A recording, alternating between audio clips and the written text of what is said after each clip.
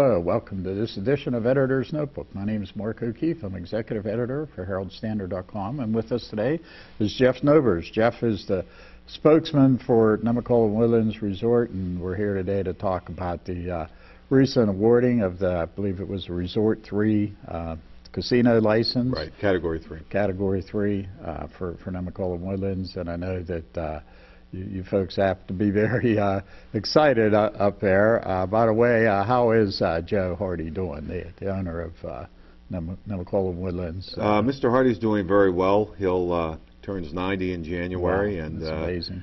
He's still in every morning, and yeah. Still offering advice and counsel. And we just recently opened a new 84 Lumber store in Bridgeville, and he attended that. It's the first store we've opened in about 6 years, so I think overall a good sign of the economy that housing is coming back, and that's it's always the leader. So, but health-wise, he's doing great. Still very committed to both companies and to seeing them grow. Mm-hmm. And of course, Maggie, his daughter, also the co-owners of the resort in 84 Lumber. So this has been, I mean, I imagine he has to be pretty happy, though. I mean, this has been an ordeal, so to speak, a long process. Back in the mid-2000s, Nemacolin Woodlands did apply for a license at that time, then backed out. I think there was some issues over exactly how it was going to be run or whatever, and so then you came back. They added the table games, which I'm sure was kind of more of an incentive, and so then you got into it, and after hearings and kind of a lengthy process there, you were awarded the actual license back, I believe it was April of 2011. Right. And a lot of people were thinking, well, okay, when are we going to open? When's it open? But unfortunately, that was not the end of it, and there was an appeals process. And unfortunately, they appealed it to the state Supreme Court. And as I've been told, typically every license had been appealed, but none had been overturned. That's so it correct. Kind of felt kind of good about it, that it was still going to happen. But then the process just seemed to drag out forever. I think it took almost like 16 months, and then finally in just this past August, you got word that the Supreme Court rejected the appeals and gave you guys the license. So what was it like going through there? I'm sure there had to be some angst going on, worrying, waiting. Well, I think, and you hit on a couple of key points there, Mark. When we were into this the first time back in the mid-2000s, we brought folks in that had gaming industry experience, but not a company like Isle of Capri, a gaming company, well-known, well-run. And we were going down the path of the application.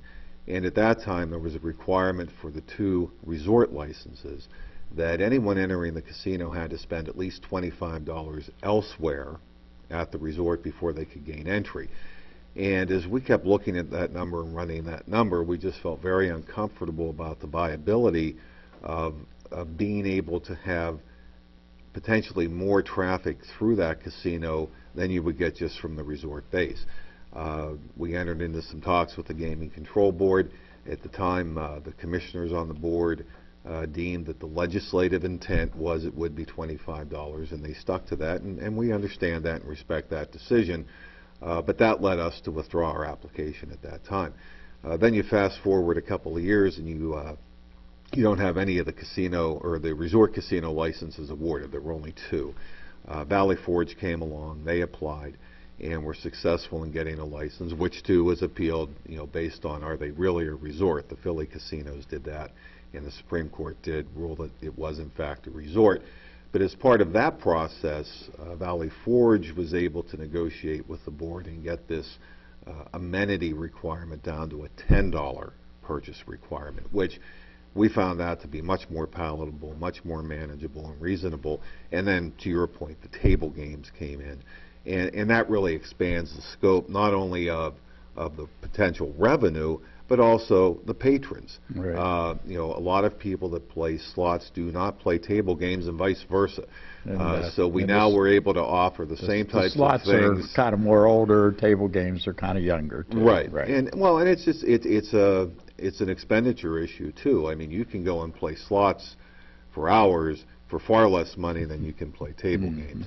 And but what it did too was put us on equal footing with West Virginia, with, you know, Ohio has that coming, Baltimore, or not Baltimore, Maryland. There's a casino in Baltimore. So all of the contiguous states to us were doing those things. So once we knew that table game, the table games were in there, it really made it a much more interesting and viable operation, in our opinion. And then, of course, we were able to partner with Olive Capri.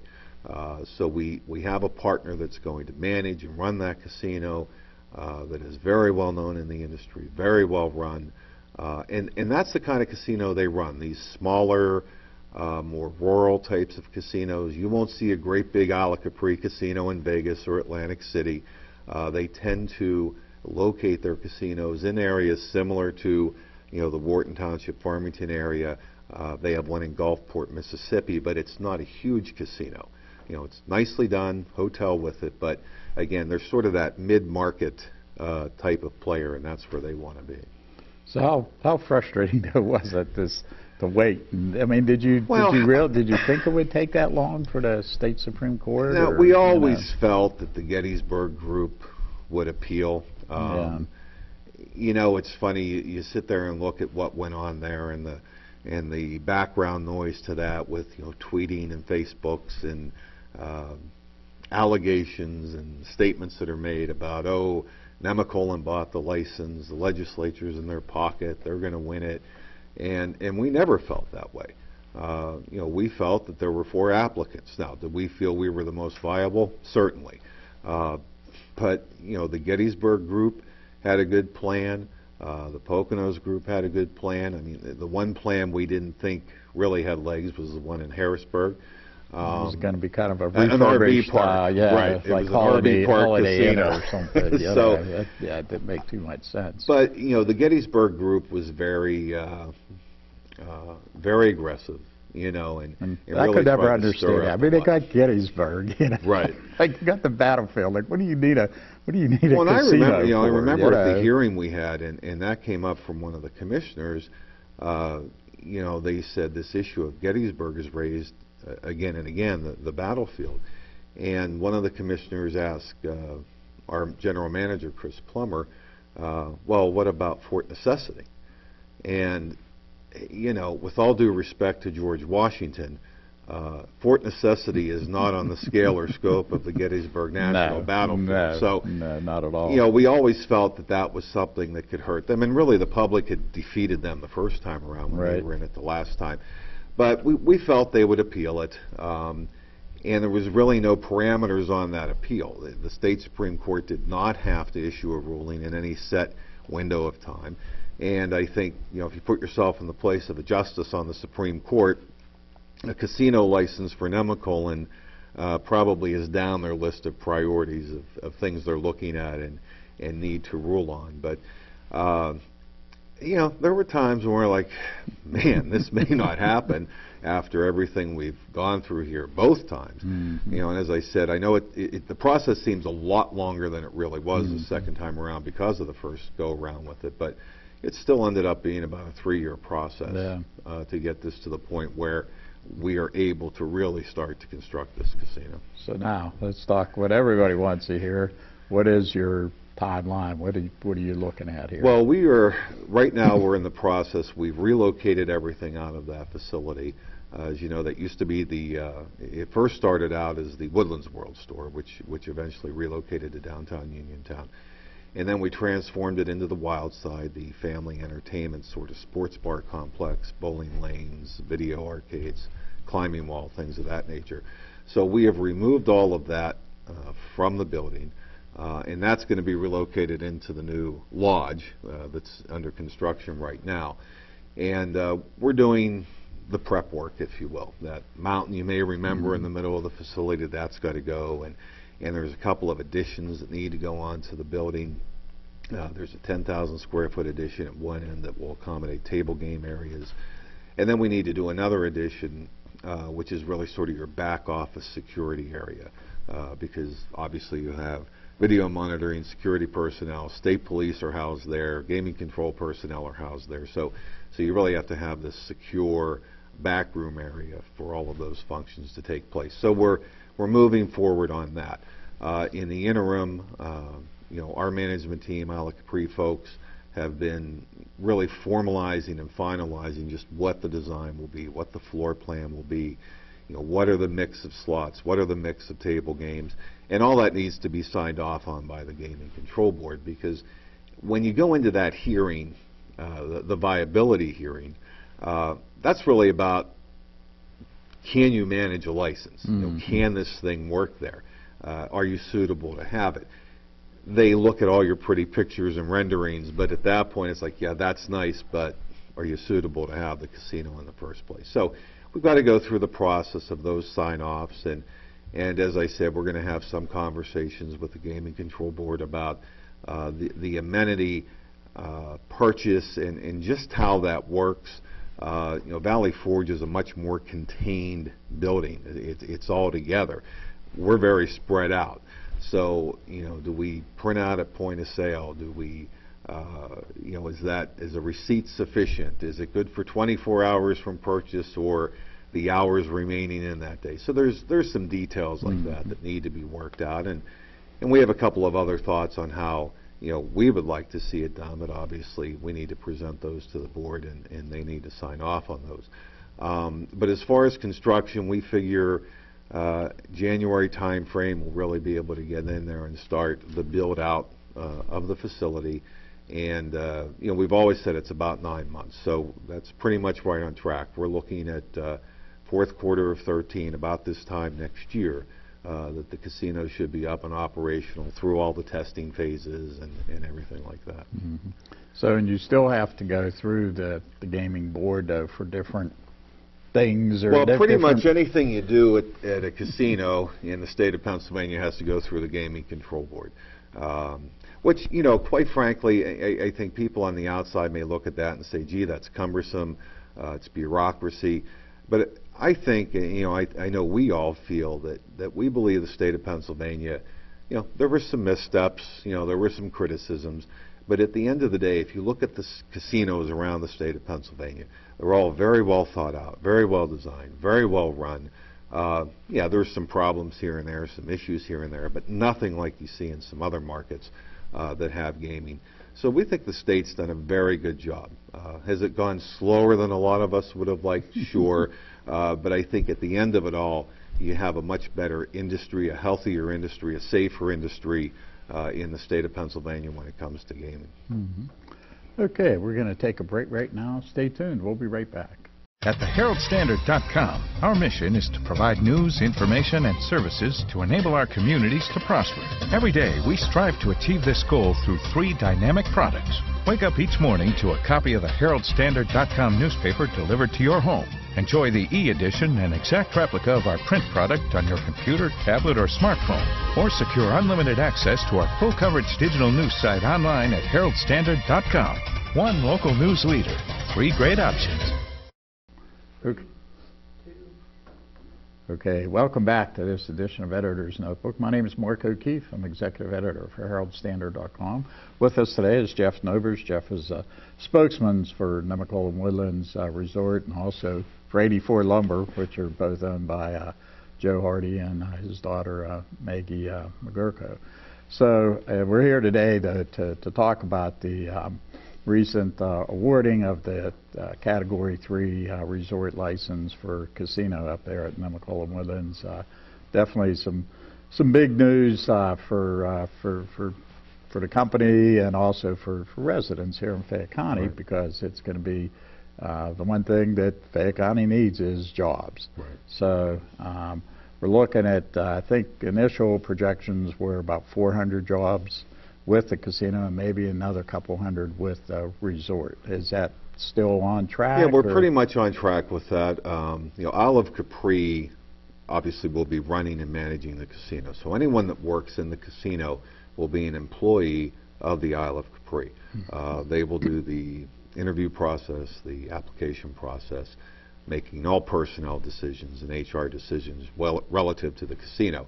And they're still tracking that it's in the neighborhood of 400 jobs to fully operate that casino. With the resort, we're looking still at 200, 225 jobs. Ours will be more gradual. They'll come over that first full year of operation. So you'll really see that resort job growth more in 2014 versus 13. Because that's going to be necessitated by what we believe is going to happen, which is increased room nights, increased traffic at the resort, restaurants, golf, skiing, F&B, spa. Obviously, the more people coming in, the more people you need to service that. So we're still tracking at that. Now, the casino jobs, though, obviously, they're the more short-term jobs that are going to be filled, because you don't open the casino then hire the people. You start hiring them, realistically in the course of the next 3 or 4 months, because a lot of these positions require training. They require a much deeper background checking, security checking, especially people that are dealers, managers, security personnel. It's a little more involved process than just applying for a job at most places. And you're looked at, do you have the skill set? Do you have the background that's necessary for the jobs? There's a lot more involved in it. And actually, right now, folks can go to our website, Nemacolin.com. There's a link to the Isle of Capri website, or it's isleofcapricasinos.com. And they have jobs posted now for this casino. So it's the early application process. But, excuse me, I would encourage anyone that's interested to get their application in. And I'm sure the Isle of Capri folks will be in town here in the first quarter sometime, or early second quarter, doing some type of a job fair where folks can come in, really understand what the positions are that are available, the pay grades, the benefits, and so on and so forth, and be able to apply there as well. So that's all on track. And I think, the other thing, is the tax revenue. Right. Wharton Township certainly can use the additional tax revenue, the county can, and then the stimulation of tourism. I mean, it's the things we talked about during our application process and our testimony, and we fully believe the numbers that we were using at that time are realistic numbers, and we think it'll be a significant driver for additional tourism. We think it's going to benefit the resort greatly from increased traffic, and both of those then benefit other businesses in the area. From the Sunoco gas station to the Clay Winery to the Stonehouse restaurant, a lot of ancillary businesses there that will benefit from that influx of people. Mm-hmm. Well, I think that what they talked about was 1% from the slots and then 2% from the table games. Yeah, I believe that's the. And I think it was estimated at $500,000 possibly in the first year to maybe in a couple of years going up to maybe $1.5 million. Right, once you're fully operational. Both for the township and for the county. So yeah, that's going to be tremendous. I mean, here Fayette County has always been kind of, had a lot of economic problems, and particularly with the county and their budget, and a number of things that, and particularly now we're cutbacks in state and federal funding. So this is a tremendous opportunity for Fayette County. Who knows, might even see a reduction in taxes, So now you're really going out. Yeah, so it could come down to really affect pretty much everybody that lives in Fayette County. Well, and I think the big thing is, certainly Fayette County is not unlike, Washington County or any other county in this state, and Wharton Township as well. There's capital improvement projects that, not that you just want to do, but you need to do, whether it's sewage infrastructure, road work. This now gives an influx of money that the county and the township has available to it that it never would have had, to your exact point. The other funding sources are drying up or they're gone already. Right. So to be able to undertake some of those programs, this is really, a critical piece. Right. No, it is. It's a tremendous opportunity. But let's get back to the jobs, because that's what a lot of people will be looking at. And what do you see in terms of the jobs, or what do you think maybe people will be surprised that I'm sure you've and the folks up in Nemacolin have done a lot of research and looking into the different types of jobs and stuff. What do you, I mean, these are all going to be pretty good full-time type jobs and stuff, right? Well, especially on the casino side, because certainly, you know, when you're running a hotel or a hospitality venue, you know, you have maybe 80-85% of the employees are full-time, and then you always have those seasonal part-time folks, and that's how we operate now. Now, our hope is, and our belief is, that as the casino really is up and operational for a year or so, we'll see less of those dips at the resort. So a lot of those part-time positions could very well become full-time. And at the casino itself, it's by and large full-time positions. Obviously, there'll be some that are part-time. But the jobs there, you're looking at dealers, you're looking at the slots technicians, managers, security personnel, and then food and beverage, wait staff, you know, you have your front of house staff, the back of house staff. So, you know, these are jobs that, you know, are going to pay well. They have good benefits with them. And I think, you know, whether it's in Fayette County or whatever county, they're good paying jobs. These are not minimum wage. You know, obviously in the F&B side, you know, tips are a big part of that. But when you get into the, you know, the areas of dealing and security and technicians and so computers forth. And stuff like so that. it's you know, they're good paying jobs, and especially as you noted in a county that typically has had one of the highest, if not the highest, unemployment rate in the state. Median household income is typically among the lowest. So these will be really great jobs in this area. On the hotel side, you know, again, the full-time positions do carry benefits. They're good paying jobs. I mean, we employ roughly 1,300 to 1,350 people now. So we're looking at that to rise. It's always been between you and Nemacolins and the Uniontown Hospital as to who's the top employer. The difference being, you know, certainly the hospital is a stable year-round entity, whereas, you know, we're subject to the seasonal fluxes of business. And, you know, when we look at it, it's really, you look at this time of year, once you get past Thanksgiving, sort of through till March, April, transient business is down a lot with the exception of Christmas week and New Year's. You know, ski does well, but it's not a primary driver for us. So we really believe this is the type of amenity that can really help us drive room nights then.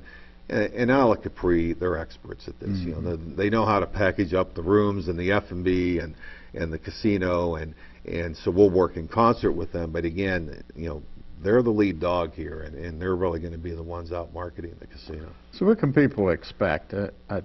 How big is this maybe in comparison to a lot of people have been to Rivers or the Meadows, and you know, what's the comparison between? Well, I think the one aspect is obviously the resort casinos were never intended to compete with these freestanding or racetrack racinos, if you will. I would say roughly it's going to be about 25 to 30% of the size. 600 slot machines, not 3,000 or 4,000. We're going to start with 28 table games. We can go up to 50. And you know, if we see demand is there to increase that, that will be done. Whereas I believe the other casinos have 100 or more table games. So, you know, from a scope and size, much smaller. There will be a restaurant in there. There will be a bar in there. We'll have a stage for entertainment. But you know, much more intimate, smaller. Do you have like facility. Entertainment nightly or? Well, again, that's or? a la Capri is going to make those decisions. I'd suspect, you know, they're going to look at the traffic flows, and I think, like you know, most places, going to be probably more oriented to the weekend than earlier in the week. When, you know, typically Mondays and Tuesdays aren't real busy nights in the hospitality industry. But it should just be kind of a, you know, if nothing else, kind of a nice night out for people. You know, you can go get something to eat, maybe have a couple drinks, and you know. Play a few slots. Play a few slots. Play a few hands of blackjack. Win a few million, you know. Well, and I think, you know, to what I had said earlier about the Gaming Control Board and their process, I mean, this is going to be a beautiful casino. It's being designed to blend in with Nemacolin, with the Laurel Highlands. There's a very distinct feel and architecture here. But it's going to be state-of-the-art in every way, shape, or form. And I think, you know, most people know the Hardys in this county. they don't do anything if it's not the best it can be. And Sure. and certainly, the rebuilding of the Sundial Lodge from the fire last year. Even though Ala Capri is really doing the construction, they're financing the construction. We have a lot of input in as to how this place looks aesthetically. Not so much the gaming operation, but how is this going to fit and blend in with Nemacolin? So, I think it's going to be a facility that people are proud of, that it's not going to be an eyesore. Like, you drive around some states, we did a lot of driving around here looking at other casinos, and I remember being in not Charleston, but Charlestown, West Virginia, and they have a big casino there, but they also have these cinder block buildings everywhere that have 5 slot machines in them. So again, nothing like that. I mean, this is going to be a first-class facility all the way, and I think people are really going to enjoy it. Yeah. Well, like we said, I mean, it's a tremendous opportunity for Fayette County, not only getting with the tax revenue, but with the jobs, and then also for the entertainment package. People would have to maybe go to Pittsburgh or go to Washington to have a night out and have a well, good and I think time. the other important thing is we looked at some of our ancillary markets where we draw from today. The D.C. Baltimore market is probably 30% of our guests. Actually, almost what Pittsburgh is. And that's a very high income, high net worth area. And we see it as, hey, are they going to come here just to go to a casino? No. But if they're coming here and they enjoy gaming, there's additional revenue that's going to be spent in the county that otherwise may have gone to West Virginia or to Maryland. And if we increase our room nights 10 or 15%, you're talking thousands of people that otherwise wouldn't be there, wouldn't be in the county. So it's the hotel tax, it's the tax generated from the casino, the stopping at a gas station, another restaurant. I mean, it's I'm no economic expert, but it's all pretty clear that the more people you're driving in, the more money is being spent in the county, and that just keeps circulating around. If you work at the casino, you're now making a good living. You have more available income to spend at local businesses. So I just think it is a game changer for the county. It truly is. Yeah, no, it should be really nice. And like you said previously, I know in talking with you, this isn't the idea of just having like a casino. It's it's going to be part of the package. Well, and that's the whole Category 3 license.